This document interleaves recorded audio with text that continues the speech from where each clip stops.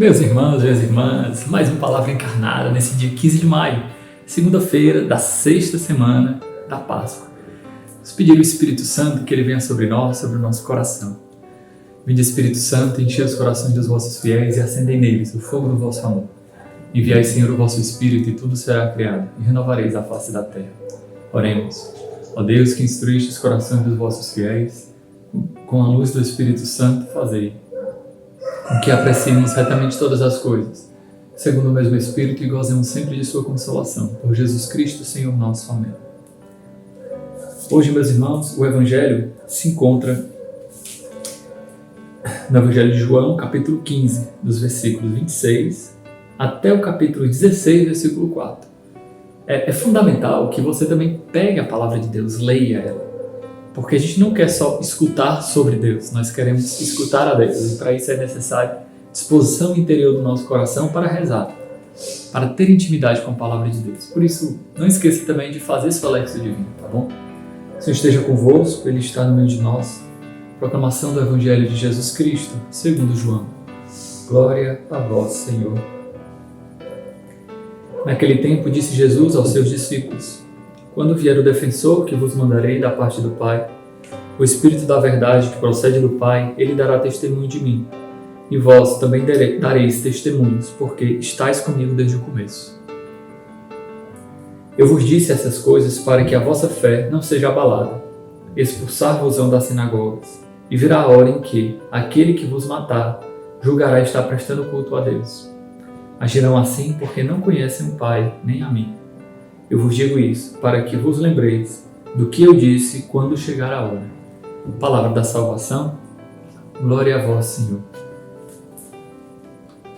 Meus irmãos, nesse Evangelho, Jesus é muito claro, muito evidente, de que Ele enviará o defensor, o Paráclito. A palavra Paráclito, advogado, defensor, é o Espírito Santo que Jesus enviou. Primeiro, Ele é o Paráclito primeiro. Ele é o grande defensor que nos protege das acusações do inimigo de Deus perante o Pai. Né? O inimigo de Deus é expulso desse cargo de acusador porque nós temos um defensor. Mas Jesus também promete um outro Paráclito, um defensor, para vir em auxílio das nossas dificuldades, das nossas fraquezas no momento certo. Ele enviará o Paráclito. O contexto aqui do Evangelho é bem claro, que o Espírito Santo será enviado no momento das perseguições. E vejam, um bom cristão, não é que ele busque as perseguições, mas, pela fidelidade à verdade, ele não relativiza o seu modo de viver, a sua fé, em vista do agrado das pessoas. Claro que a gente se encontra aqui numa tensão, né? Dom Bosco falava, né? Faz-te amado, ou seja, se esforça para viver de tal modo que as pessoas amem, não pelo que você é, a sua própria individualidade, subjetividade, mas amem aquele que você ama, Jesus Cristo, nosso Senhor. Entende? Vejam, mas essa frase de Dom Bosco não contradiz esse princípio da perseguição, por assim dizer. Por quê?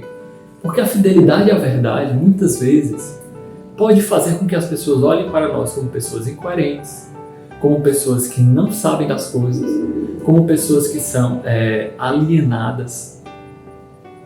Por causa disso, nós não devemos relativizar a nossa fé. Nós não devemos relativizar aquilo que nós cremos por causa das perseguições. Entendem? Me lembro claramente aqui, né? Claro, o exemplo do Evangelho para os apóstolos ele foi muito evidente. Os apóstolos foram perseguidos.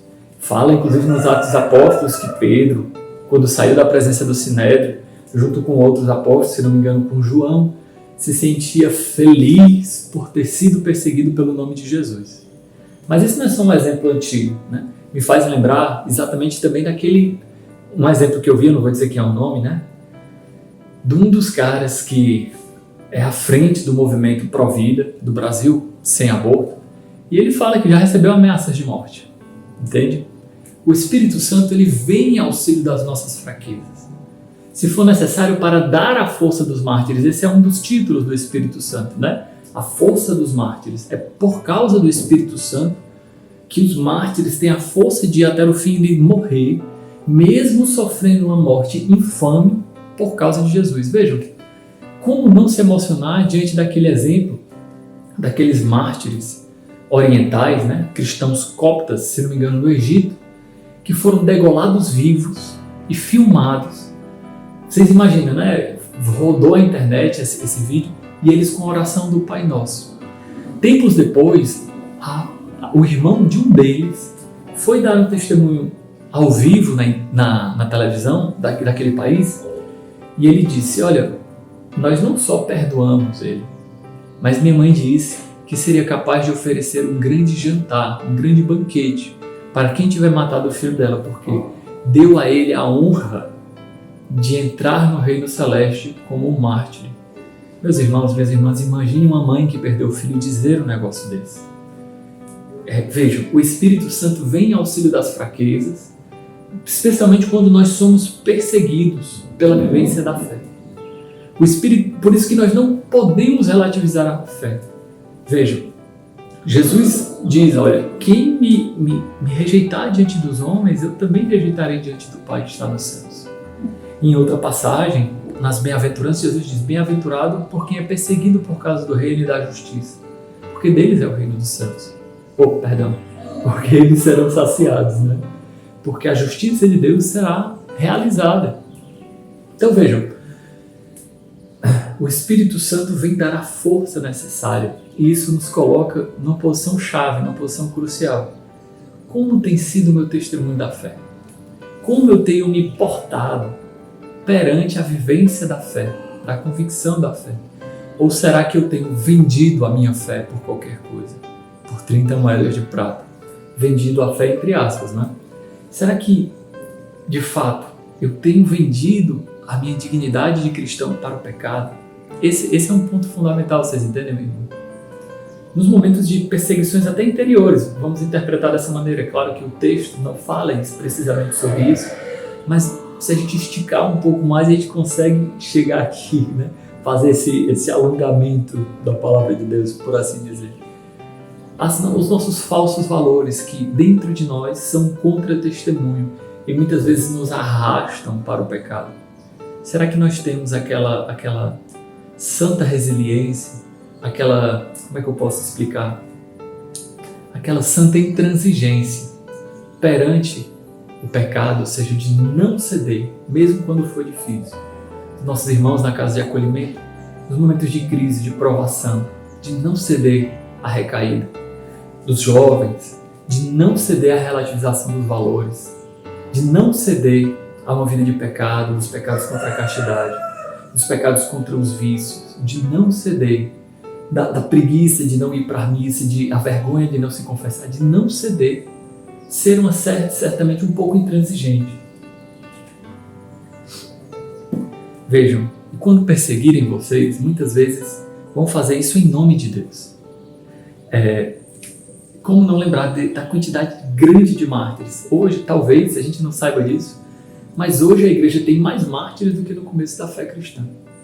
Tem um instituto da igreja que chama Ajuda a Igreja que Sofre, que anualmente lança um relatório sobre a quantidade de martírios. E é um número extraordinário. Eu não vou lembrar exatamente quantos do último que eu li, mas é um número extraordinário. Eu fiquei simplesmente impressionado. Mas também aquela perseguição velada que existe numa certa cultura de morte, por assim dizer. Hoje, um jovem que procura se vestir bem, de uma forma modesta, é visto como antiquado. Uma pessoa, por exemplo, que defende a sua fé numa aula de história, numa aula de faculdade, pessoas às vezes falando absurdos, coisas que são erradas. Eu falo isso porque eu fiz 2 faculdades de filosofia e um mestrado, já sei muita besteira. Entende? Quando a gente se defende, as pessoas olham para nós como retrógrados. Existe uma certa perseguição cultural também, por assim dizer. Às vezes até dentro das próprias famílias, se você é um jovem que faz jejum, se você é uma pessoa que tem uma vida de penitência, que tem uma vida de oração, as pessoas tendem a lhe olhar como alienado. Interessante isso, né? E até mesmo chegam a dizer que essa não é a vontade de Deus. Isso é um absurdo, vocês entendem? Então essa certa perseguição interior, que existe de forma explícita nesses casos, mais absurdo que nós vemos de martírio na carne, mas também de uma forma mais implícita, né? Por exemplo, quantos atores de Hollywood perderam a fama ou deixaram de ser chamados para filmes, séries, porque professaram sua fé cristã. Isso não é uma coisa antiga, é uma coisa atual. Jim Caviezel, o próprio Mel Gibson, aquele outro que fez um filme dos Transformers, fez um filme do Padre Pio. Então, existe, de fato, um clima cultural que não favorece o cristianismo, meus irmãos. Mas nossa fé não se baseia no apoio dos homens. Nossa fé se baseia no apoio do Espírito Santo, porque Ele nos dará força. Ele é a força do Pai, o dínamos, né? Aquela dinâmica interior que nos dá a força do Pai. Então, peçamos ao Espírito Santo aquela santa perseverança, sabe, meus irmãos? Uma perseverança calcada na fidelidade a Deus. Uma perseverança que, antes de tudo, nasce da graça da santidade. Uma perseverança que não é só uma intransigência humana, cabeça dura, não. Uma perseverança que nasce da graça de Deus. O Senhor esteja convosco, Ele está no meio de nós. Pela intercessão de São João Paulo II, da bem-aventurada Virgem Maria, abençoe-vos Deus Todo-Poderoso, Pai, Filho e Espírito Santo. Amém.